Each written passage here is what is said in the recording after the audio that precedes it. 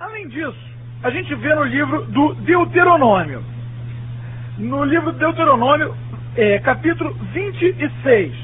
Quando tivesses entrado na terra que o Senhor teu Deus te dá por herança e tomares posse estabelecendo-te nela, tomarás das primícias de todos os frutos do solo, irás ao lugar que o Senhor teu Deus tiver escolhido para nele estabelecer o teu nome, irás apresentar-te ao sacerdote em exercício, e lhe dirás: reconheço hoje perante o Senhor meu Deus que entrei na terra que o Senhor jurou a nossos pais dar-nos. O sacerdote receberá de tua mão a cesta e colocará diante do altar do Senhor teu Deus. Ou seja, é um dízimo que é pago ao sacerdote. Um reconhecimento pelas graças que Deus nos deu, porque na verdade tudo que a gente tem pertence a Deus. A gente recebe o uso disso, mas tudo que a gente tem pertence a Deus. Resultado, esse dízimo era pago para reconhecer que tudo pertence a Deus, que tudo vem de Deus. Se dá uma parte a Deus, reconhecendo que aquilo é um dom gratuito de Deus. Mas não se dá essa parte a qualquer pessoa que esteja pregando a palavra de Deus, porque senão eu poderia cobrar o dízimo. Cid Moreira, que gravou disco de salmo, poderia cobrar o dízimo, mas não, se dá ao sacerdote em exercício, que coloca a oferenda diante do altar onde é feito o sacrifício. Ou seja, o dízimo só pode ser pago quando há sacrifício, quando há altar, não quando é pregada simplesmente a palavra de Deus. Do mesmo modo, nós vemos no livro de Tobias que ele pagava o dízimo. Ele pagava o dízimo para sacerdotes, para os levitas, gastava o dízimo na cidade, gastava com os pobres, etc. Isso está no primeiro capítulo do livro de Tobias. Não precisa nem ler, porque a gente já viu como que isso acontecia. Do mesmo modo, a gente vê agora, ao longo da história da salvação, como que isso acontece. O templo que Deus mandou os judeus fazerem foi destruído. O primeiro templo foi destruído. Foi destruído por Atália, uma rainha usurpadora, mãe de Ocosias, que prestava culto a um falso deus, a Baal. Mas depois ele foi reorganizado. E a primeira coisa que foi reorganizado, quando o templo foi reorganizado, o que aconteceu? Como é que isso aconteceu? Primeiro, nós vemos aqui no segundo livro das Crônicas, capítulo 31, versículo 2. Ezequias colocou as diversas classes de sacerdotes e levitas em seus respectivos postos, designando para cada um dos sacerdotes e levitas as suas tarefas na imolação dos holocaustos e dos sacrifícios pacíficos, na execução de hinos e ações de graças e no serviço às portas do acampamento do Senhor. De suas propriedades o rei contribuía para os holocaustos, tudo de acordo com as prescrições da lei do Senhor. Ou seja, a primeira coisa que ele faz é restabelecer o sacrifício no templo, porque sem sacrifício não tem templo.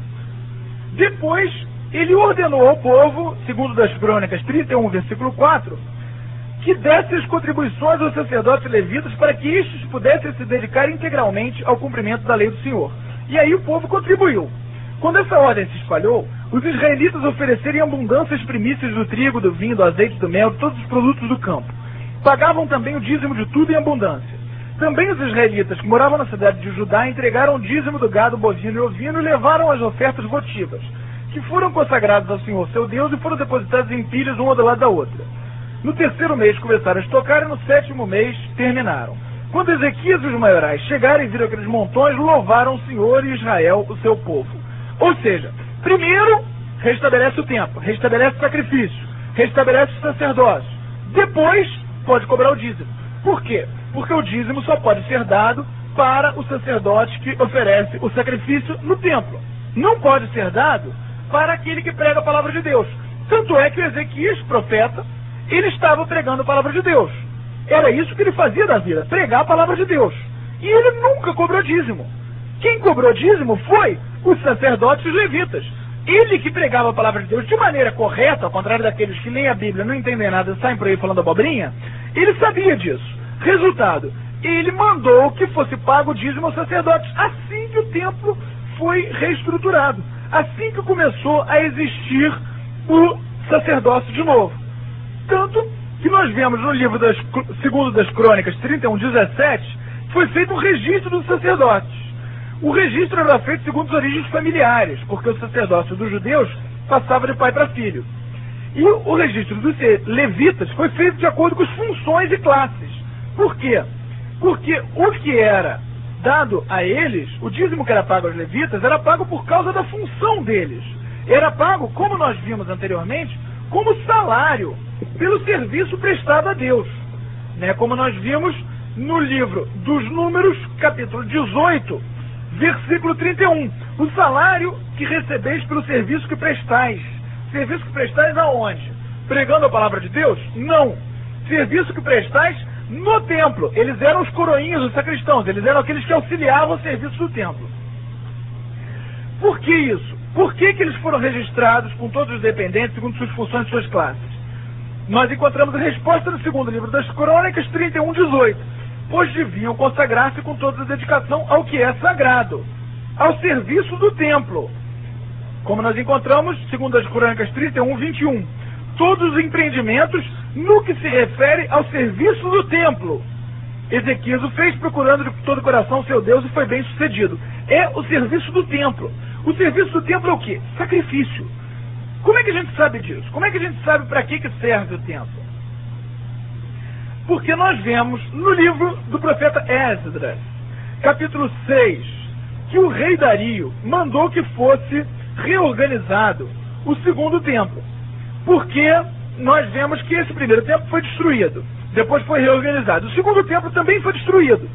E o profeta Esdras mandou que fosse reorganizado. Então o rei Dario ordenou que fossem feitas pesquisas no arquivo onde se conservavam os documentos lá na Babilônia. Isso é Esdras, capítulo 6.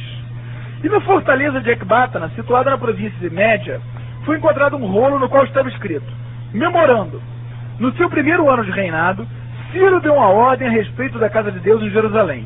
O templo será reconstruído como lugar em que se imolam sacrifícios e se queimam oferendas. Ou seja, o templo é o lugar onde se imolam sacrifícios e se queimam oferendas. Não é o lugar onde se prega a palavra de Deus. A palavra de Deus era pregada na sinagoga, não no templo. Agora o templo se oferecia os sacrifícios. Na sinagoga, ninguém cobra dízimo. Por quê? Porque ninguém está oferecendo sacrifício nenhum. O dízimo só pode ser pago para quem oferece o sacrifício no templo, não para quem prega a palavra de Deus.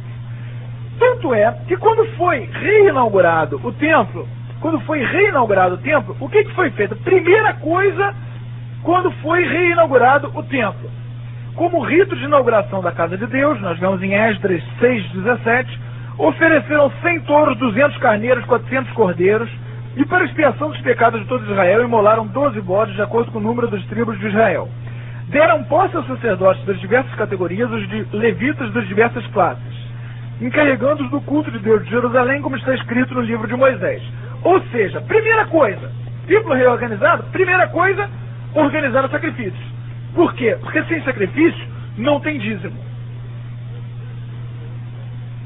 Depois, o que aconteceu? Foi lida a palavra da lei. Por quem? Pelos sacerdotes.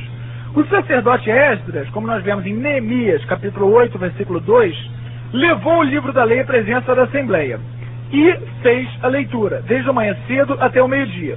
Os ouvidos de todo o povo estavam atentos à palavra, à leitura da lei. Entretanto, os levitas, Josué, Bani, Serebias, Jamim, Acube, Sabatai, Odias, Mazias, Selita, Azarias, Josabade, Anã e Falaías explicavam a lei ao povo, ficando os levitas, os ouvintes em seus lugares. Ou seja, o sacerdote leu, o levita explicou. Agora, por que o levita recebe aquele dízimo? Porque ele explica a palavra de Deus? Não. Ele recebe aquele dízimo não pela sua explicação da palavra de Deus. Ele recebe aquele dízimo como salário pelo serviço prestado no templo. Está na Bíblia, no livro dos Números, capítulo 18, versículo 31. Por quê? Porque o serviço do templo é aquilo que deve receber o dízimo, não a pregação da palavra de Deus. A pregação da palavra de Deus, essa foi uma leitura solene, feita na reabertura do templo. Mas a pregação da palavra de Deus era feita de maneira comum nas sinagogas, não no templo. E as sinagogas não poderiam cobrar dízimo. Quem cobra dízimo é o templo onde tem sacrifício.